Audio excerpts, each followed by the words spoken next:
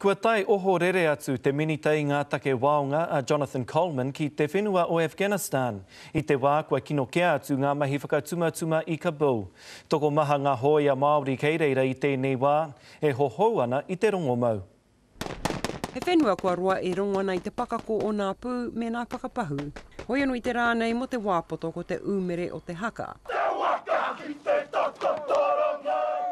Te reo whakatau i te minita ārai huariri a Jonathan Coleman. Ki te hopuni o nā hoia, muta te kautau. Te kāina mō neke atu i te kotahirau whā te kau hoia, te maha he Māori. He whenua hoki e mōhi o te ana ki anho tūpato ki ona āhuatanga mō rea rea. I nā whai miria kei tētahi whakaeke nui a te hunga whawhana ki Kabul, me noho pakari i Kātika.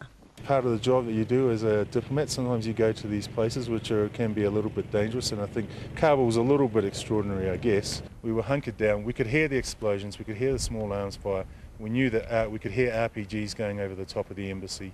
They didn't succeed at all, it failed. More insurgents were killed than Afghan National Security Forces.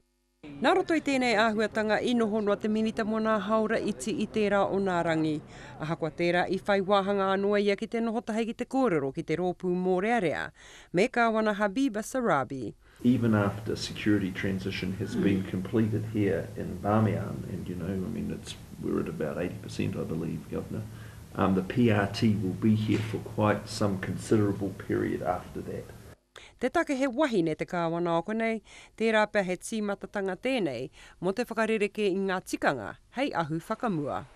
Ahakoa te aha he mahi nui kua oti nā hoia o Aotearoa, I roto I te hanga kāinga, kura, me te āwhina I nā hoia o Afghanistan ki te whakapakari I a rātau anō. Kia taia e rātau te wawao I nā haumate o te pakana, I nā wehe mai na rātau ki te wā kāinga. Tini Molyneux, Te Karere.